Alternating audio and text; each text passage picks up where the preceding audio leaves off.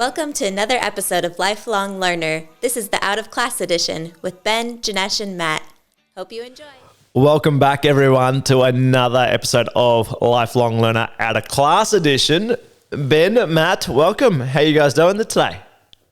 Mate, really good. Good to see you. You're looking good. You're looking rough and rugged. Maddie's looking rough and rugged. I need to grow few more whiskers. Mate, you're clear. I was actually thinking, we were just saying off air, it was nearly, I think, until you said that before, I was like, I was going to clean shave it this afternoon and kind of go back where it's like, because you get to a stage to make it look neat, you need all the tools to make it look neat. And I'm like, I don't really have Haven't you got all the tools? Not a trimmer. Usually I don't usually leave it long. So I'm like, do I not? So we'll see. Looks good, Bear Grylls. I reckon you should keep it. Have you not got a manscaper? Yeah, but it's I do have a manscaper. However, that manscaper I'm not using on my face, mate. Right. So I'm not using that same, and I don't want to go buy another one. I'm just gonna not use those trimmers on my face. Right. And I'm not using knowing that yours is all round manscaping, right? You should maybe buy yourself a second set. Mate, well, yes. Yes. Maddie, how are you? I am very well. Excellent, in fact. You're looking good, man. You're looking good. Tell us, can we give our listeners just a bit of an update on the resort? Yes, for sure. I don't remember where we were at last time. It's all blended into one. The walls. What are we doing? Perimeter walls. Yes, the walls are up. Mm-hmm. So we have a back. Oh, we were doing retaining walls. All the retaining walls are done. Mm-hmm. We have filled 328 trucks. That's probably 85% done. They've left a giant hole, which is going to be our swimming pool. It looks like the moon. It looks horrible at the moment. It's just, Kat is tearful every time she visits. I'm like, it's got to look worse until it's going to look better. Just chill. It's going to be okay. Mm-hmm. But she hates going there. We've just built, so all the retaining walls are done, all the drainage, basically all the infrastructure. Now we're just starting to build up. So we've got the back wall, 48 meters, 2.2 meters high. That got finished yesterday. Mm-hmm. And now we're doing a front fence as well. I'll send you guys a couple of pictures so you can see it. But the fence, oh man, stressful. So the back wall is going to be clad with, it's going to be plastered at the back. And then the front's going to have like stone. They like clad it with a really nice looking finish. So it should look really beautiful stone wall. That's the dream. So because the team knows that the wall's going to be basically sandwiched between finishing, it just doesn't look as nice as I would like. I want it to look clean, but we were away. So I've let go of that, but I cannot let go of the fence. The fence has to look really nice because the front one. It's the front, the temporary fence, because Kat and I and our neighbours are sick of staring at. Well, it looks horrendous. So that's been stressful. Just trying to articulate the level of, like, I want it straight. I want the gaps between each bamboo strut the same, the gap at the bottom the same, the whole length. And I just felt like I was micromanaging, and my poor builder's just like, yeah, I get it. I'm like, I know you say you get it, but that can't happen. It's quite handy having things on site that are done wrong that you can point at. Don't do that there. Do this here. Mate, you're all about magnifying the good. Aren't you supposed to magnify the good for the builder, mate? Focus on this. We magnify, but when as you guys know, communication is the downfall of every relationship, any relationship. When you're trying to communicate in a foreign language for something that you're not an expert at, you can see that I'm just opening myself up for many, many different ways to fail. So At the moment, That's why he's drinking whiskey, listeners, that you can see. It's not apple juice. it's 5 a.m. here. It's going to help with his communication And problems. for listeners that aren't viewing, which would make them listeners, Matty, can you do something with your hair? Because you look a bit like Forrest Gump. Really? You've got these strands, these random strands of hair. That's better. Thank you. Is that You know that make scene it of hard for you Forrest to Gump focus? when he's kind of got all rugged and his hair's kind of just like out the out. back and he's running?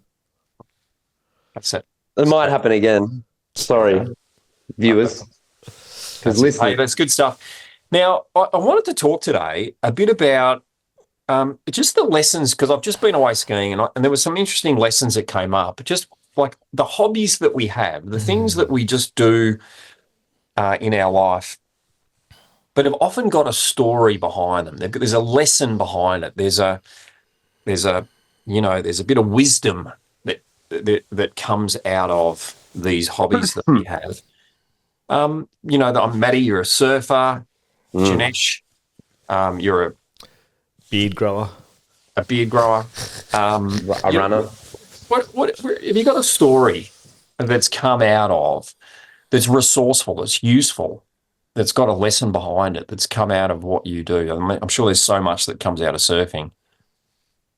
I'll start while you guys are thinking, because I know I put you on the spot here, but I was skiing last weekend up at Mount Hotham, and we took all our higher skis and stuff back early in the morning with my niece and my daughter Eden, and it was cold, it was brisk in the morning, and it was just beautiful. No one was on the mountain because we took it all up really early, and my niece gets back in the car, and we just driven up, so the car was nice and warm. We'd gone out into the snow and taken all the stuff back, got back in the car, and she said, Uncle Ben, what I love about the snow, because Elizabeth had never seen the snow before. Oh, wow. So she Awesome. saw snow, saw it snowing, learned to ski. That's pretty cool.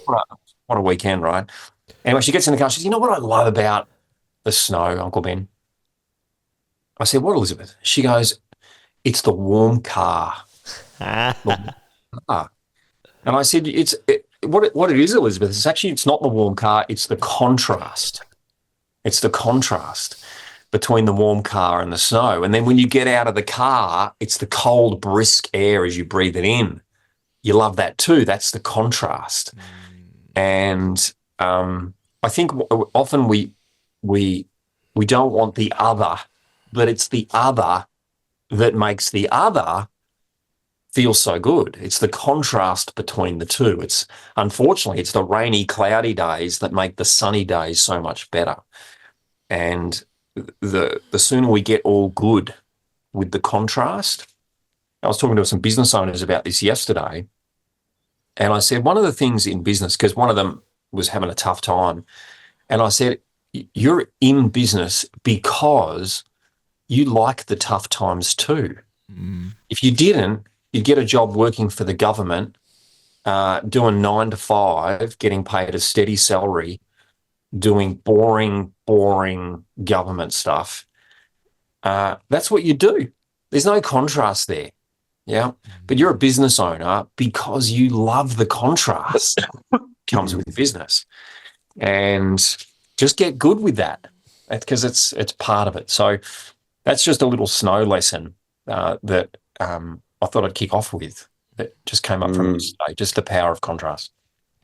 Mate, I got a question. Well, you go. I was going to get a question on that. Where else in your world, Ben, do you like contrast? Or do you have contrast, or intentionally kind of design it in? That's a good question. And I was talking to here's another kind of hobby story. Well, it's not so much a hobby. Michelle and I were in Bali a year ago, and I met this guy by the pool. Have we talked about him before, Ali? Ali, tune in if you're listening. He's this big, he's from Lebanon, this big Lebanese dude. He was a big boy, he's lost some weight. But Ali was this big dude, and I was at breakfast early getting a coffee, as I do. And Ali he was at a conference, a personal development conference. And so he was there early because the conference was starting early, and he had this wispy white long kind of shirt on that was all undone, had his big Lebanese hairy chest, and he had this scarf around his neck, this kind of, beautiful looking kind of tie-dyed sort of scarf thing. And I said to him, mate, geez, I like your scarf. And he goes, oh, thank you, brother. Thank you, brother. And, we got talking, and then we saw each other by the pool the next day, and we got talking more, and we just built this relationship. And we've been communicating on WhatsApp for a year now, but we've never actually spoken to each other again. We're just kind of these WhatsApp video messages and et cetera, back and forth. Anyway, we caught up a couple of weeks ago for the first time, and we just had this 2-hour Zoom conversation, and it was just lovely. This random dude who has a very different life to me, lives in a very different country. I just made this connection, over coffee one day, and we've still got this relationship going. Anyway, I was talking to Ali about I get bored really easily, and it's a bit of a problem because I'm always looking to add contrast. I'm always looking to add some adventure. I don't like the boredom. He said, brother, do not say the word boredom. What you want is to use the word, you don't like predictable. Predictable. He said, that is a much better word for you. He said, so from now on, you don't prefer predictable. Okay. Was that sort of Arab accent? I think it was. Maybe. I don't know. But it usually ends up Indian. It wasn't Indian. It wasn't Indian, which is why I smiled. There's progress there. We have a saying in coaching that boring is profitable and profitable is fun. And so I've shifted that. Yeah. It's true, right? Boring is profitable and profitable is fun. So embrace the boring because boring is fun, right? So I've reframed that now to predictable is profitable and profitable is fun. And so why am I telling you this story? Because what I'm looking for is to create more predictability, not boringness, more predictability in my work world, my business world, and then create contrast in my outside of work world. Hence, I'm learning to fly, doing the bodybuilding stuff. That's more unpredictable. That's more adventurous, and keep work boring / predictable. So, that's the other spot that shows up for me, Janesh, is I'm looking to create that contrast, not within work, but have work one of the contrasts and outside of work the other contrast. Yeah, interesting. Yeah. Matty, what's one of your lessons or your biggest lesson or recent lesson within surfing? Just before I touch on that, I was just relating to what Ben was saying. And I'm the opposite. I'm trying to create unpredictability in work, huge variety, unpredictableness. Like I know roughly what the work will be, but it could be one of 500 different jobs, pick someone up from the airport, take someone there, do this, fix a toilet. Like I'm all about the uncertainty within the work, but I need complete certainty in food. Like Kat loves the contrast of certainty at work, complete uncertainty when we go out for meals and stuff like that. Whereas I like certainty in meals. She's like, why do you always eat the same thing at the same restaurant? It's so boring. And I'm like, because I live an adventurous lifestyle. I need something that's boring and predictable. It's funny. Yesterday I had a big lesson. So I went out and it was nearly 4,000 power. I use power now to work out how big it's going to be. And 4,000 is pretty massive. Who measures that, by the way? Who measures power? It's like kilojoules. I think it's measured by the buoy in the ocean, how fast it goes up and down. It can measure the amount of power of the swell, I'm guessing. I'm not 100% certain. But yeah, there's buoys out in the ocean. They go up and down. That gives you the swell. For the American listeners, let's say it wrong. He's talking about buoys. Buoys. Sorry. No, don't be sorry. They should be sorry. But anyway. Buoys. And if I talk in measurements later for building, I'm definitely not going to make sense to you. So I've been using the power, and the power means that at least, I seem to be getting kind of closer to what I'm expecting in my mind. Whereas the size of a wave, rarely is it accurate. Like they'll say it's going to be a certain size and it's not. Anyway, I went to this spot yesterday and it was pretty accurate. It was big, and I haven't been in the water for many, like 6 weeks, 7 weeks, really, not every day consistently, developing the fitness and also just the little micro things that your eyes just, so much learning happens from just doing. You don't actually, like other sports, I'll break it down and I'll be more analytical. This is just time in the water and you just absorb it. You completely absorb it, and the progression just seems to happen without too much thought, just from experience. You just fall 1,000 times and, it's kind of like learning to walk. But one of the things that came up for me, it's so simple, but it just applies to everything, is you got to look where you want to go. You just got to look where you want to go. And the mind always plays this trick. And it's always the fear of going over the falls makes you look where you're fearful you don't want to go. And your brain says, and I know, and my brain, I'm like, I need to look down the line all the way over there. But then this little thing comes up. It's impossible. The board cannot physically move you to that point before the wave. And so that's the message. And I always forget it. And then I remember it. And when I remember it instantly, bang, I'm riding down the wave. It's just the fear and then the ego. And together they do this dance of it's not possible. And then the very thing that you don't want to happen happens because you look at where you're going to fall. So that was super powerful. Maddie, I'm curious, question for you. So where, like Janesh almost asked me before, where can you apply that learning to the resort build?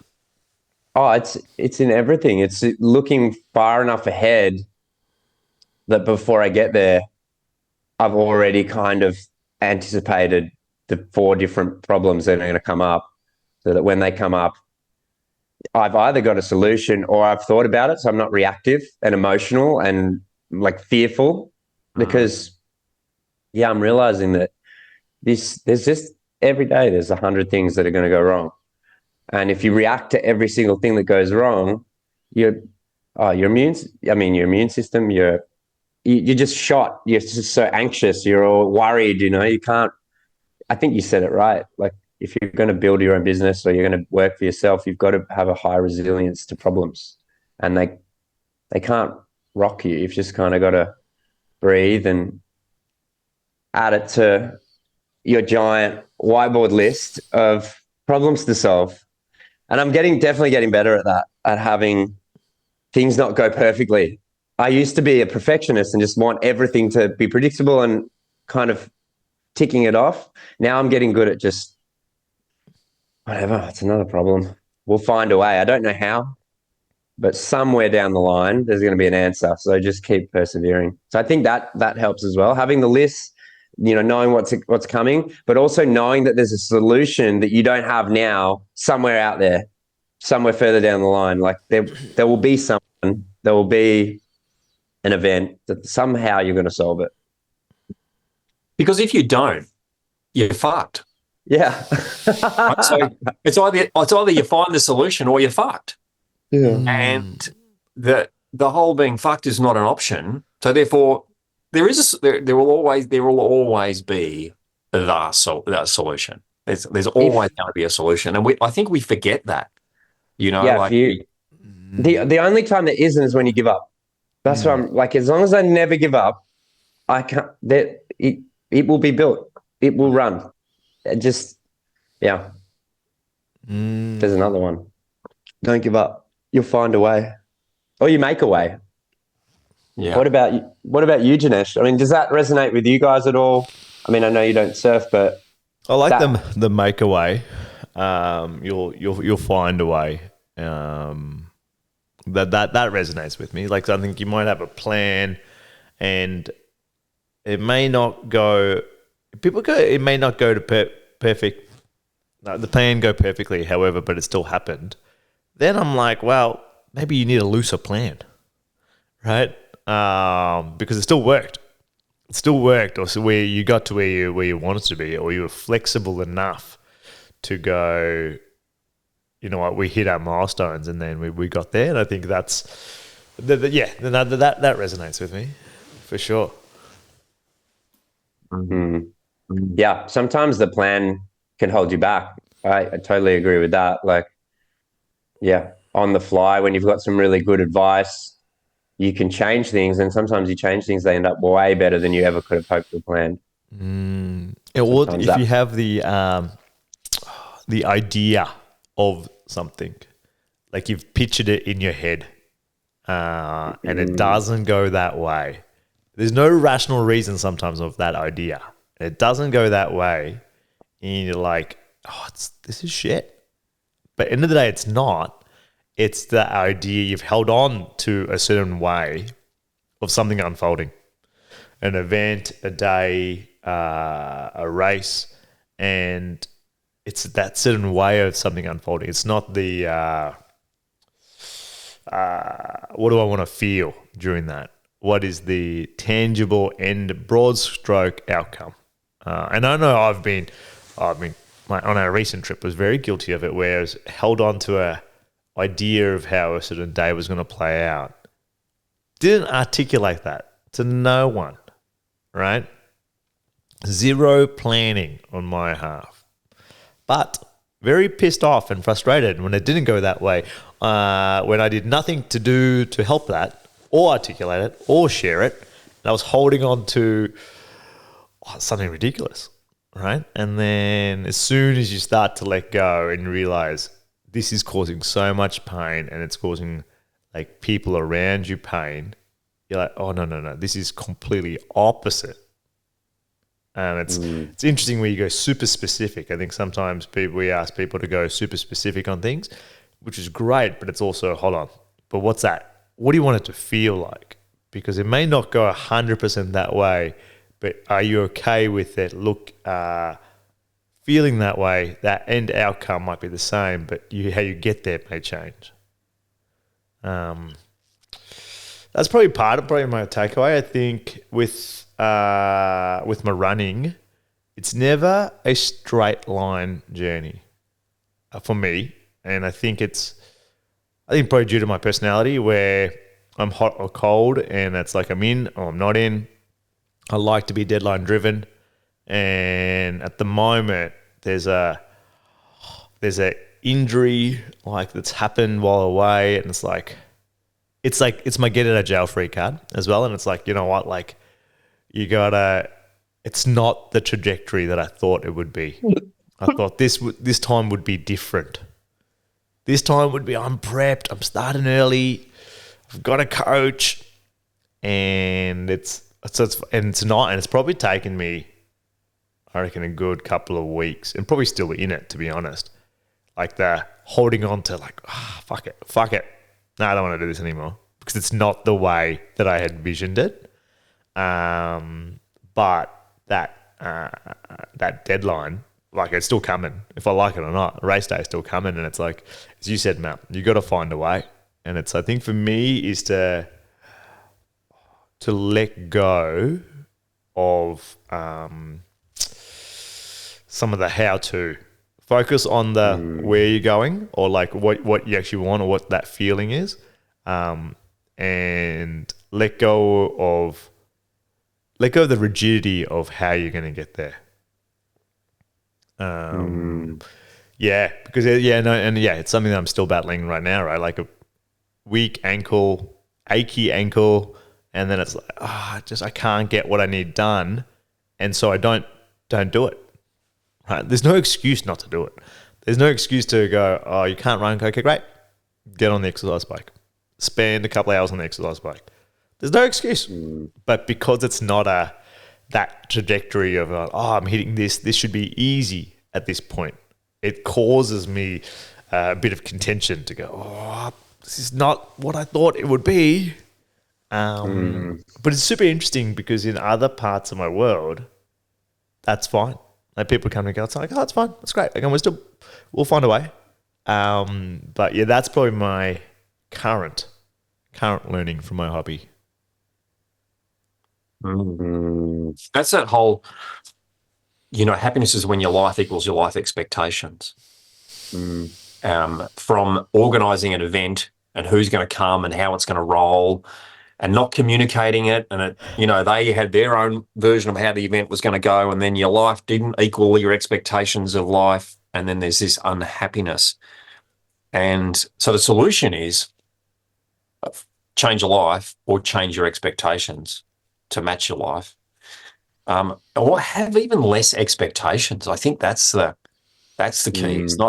It's to have as little expectations as possible, and I do as I say, not as I do. How do you? I'm going to chime. Go.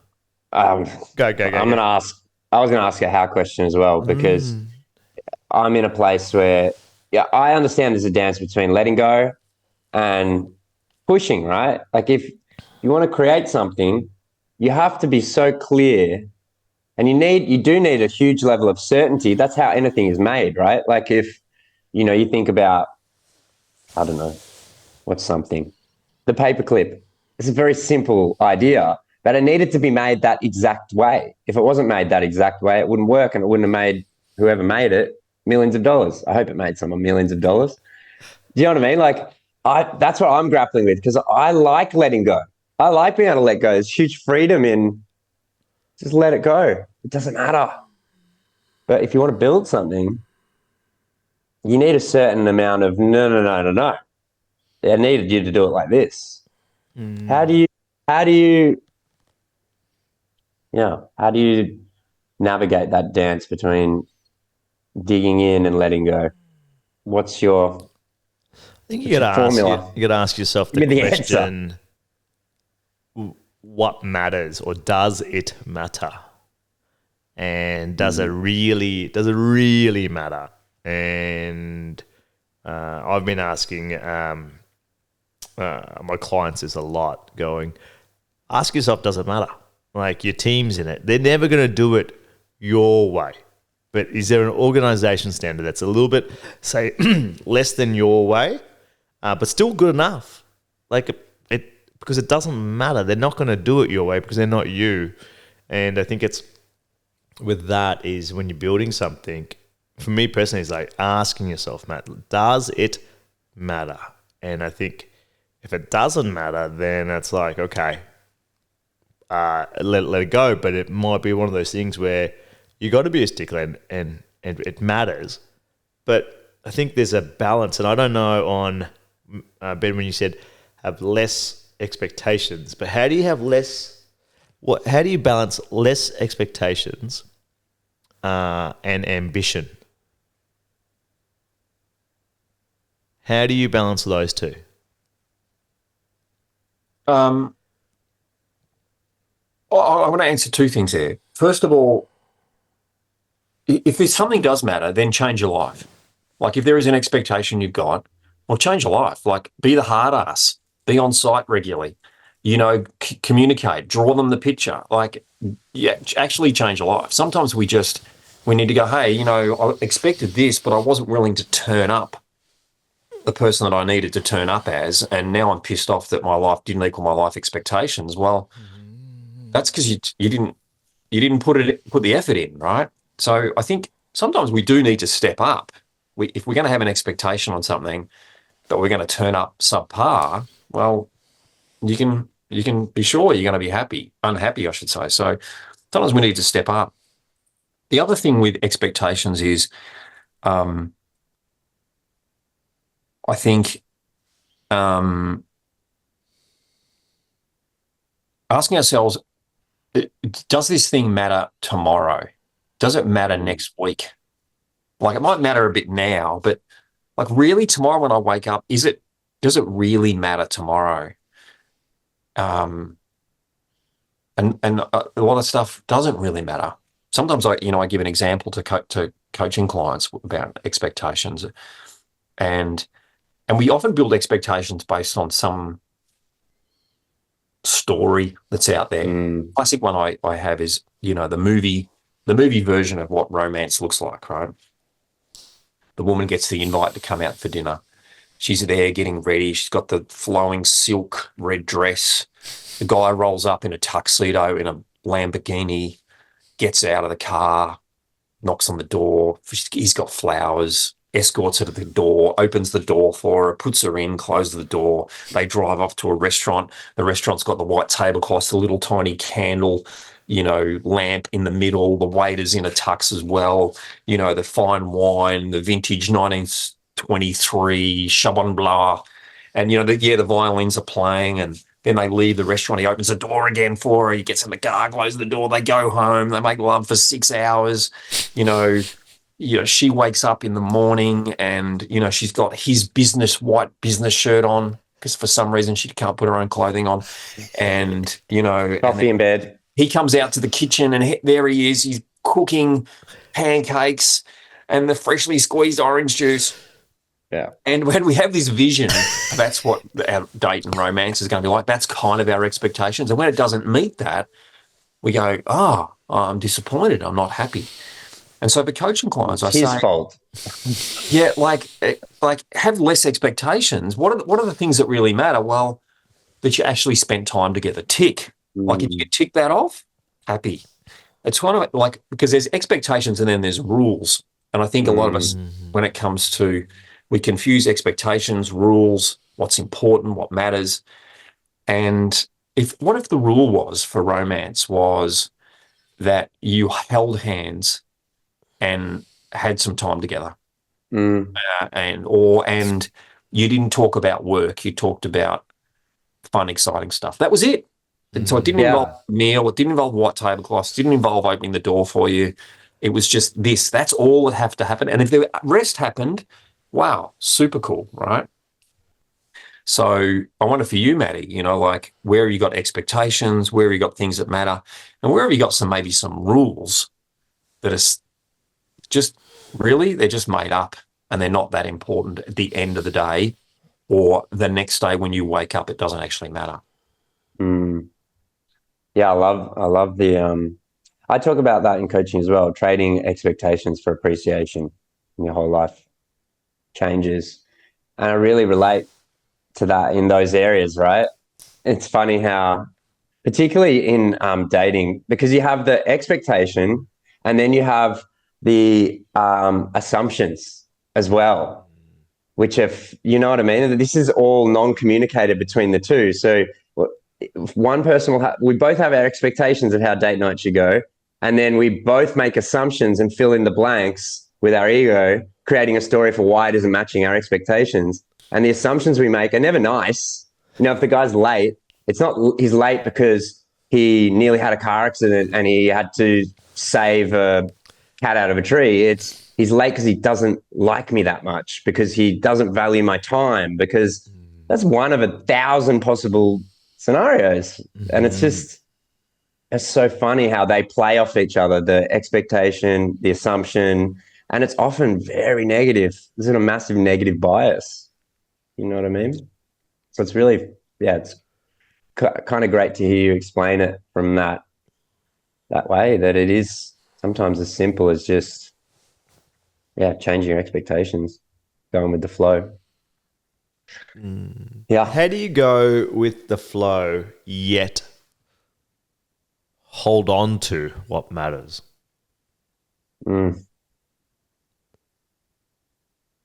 Well, in that analogy of the relationship, what matters is the relationship, is your partner. So being appreciative of the person or the thing, for me, the opportunity to build a resort, and then letting go of how I get there, maybe, or appreciative of the relationship and letting go of the fact that we're not, I don't know, eating at a 5-star Michelin restaurant with 360 degrees of the city. We're eating at a shitty shack and it costs $5. Maybe it's that relationship one's really helpful for me. I think because I've had so much pain in relationships, but just using that example just gives me quite a bit of clarity. because, and I think it's a great example because there's so many expectations in that one of how it should be, of how it looks. Like, really, a healthy relationship, to me, now my expectations have changed from having friends. I surround myself with people who are in really good relationships. And so I get to see it, and Janesh, you and Kaish and Ben, Ryan's in a great relationship. I've got really great mentors around me. And you see and you pick up little things. And over time, I've realized it's the little things. It's how you meet your partner at the end of the day. It's, whether you look into each other's eyes when you're telling a story and you actually listen. It's whether you, do you have your phone on the table when you're having a meal, sitting, right next to you, directly in front of your partner. Like, it's the little things. Like, one of the big ones for us was taking phones away for at least a meal or two a week. And it's so simple. And it means a lot because it's just that person. Fellas, what would be our takeaways from our lessons from our hobbies, or takeaways from each other's lessons? Yeah, I think for me,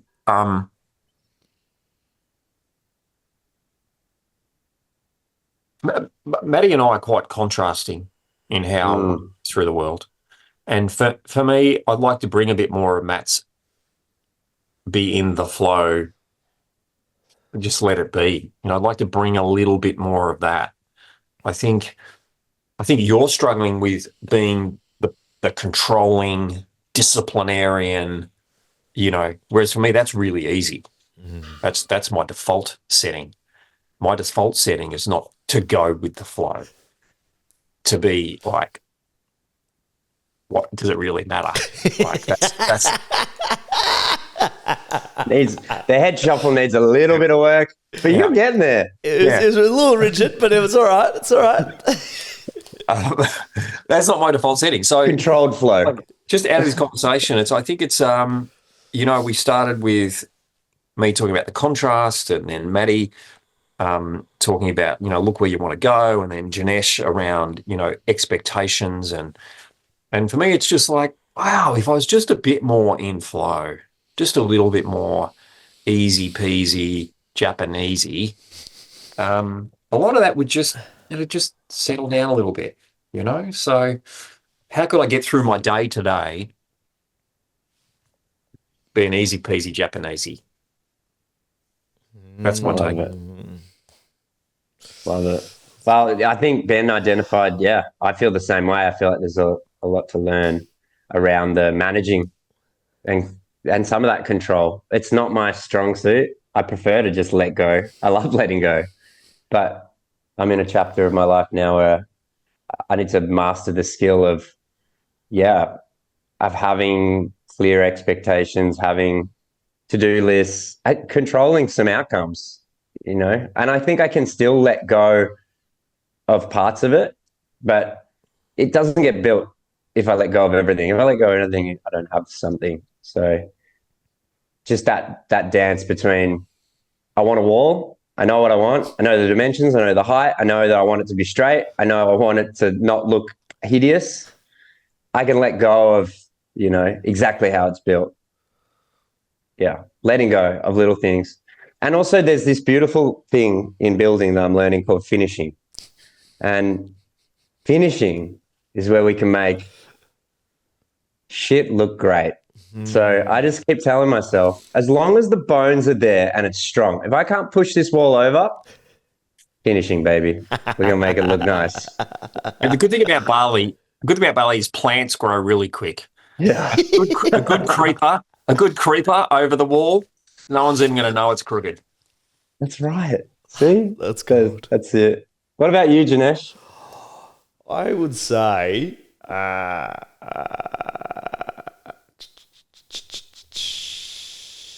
probably a bridge of potentially all three of us is that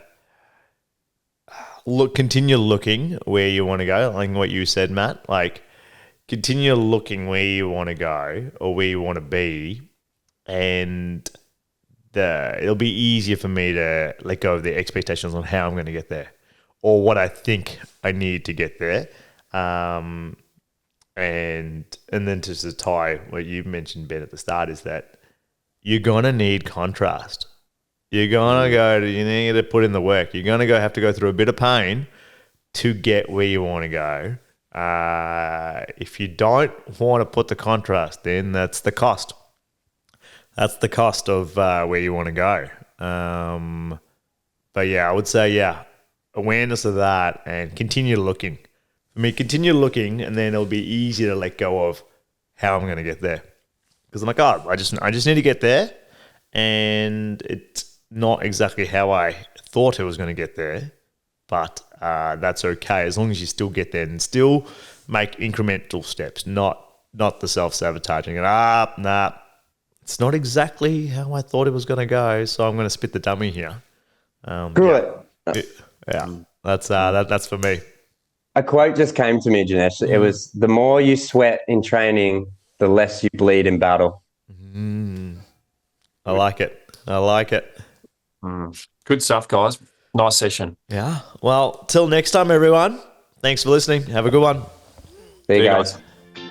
Thanks for listening to another episode of Lifelong Learner. If you like this episode and want to know more and hear other episodes, head over to lifelonglearnerpodcast.com, where you can subscribe to our newsletter, where you'll be the first to know when new podcast episodes come out. And if you want to say hello, tell us a joke, or ask us a question, send us an email at hello@lifelonglearnerpodcast.com.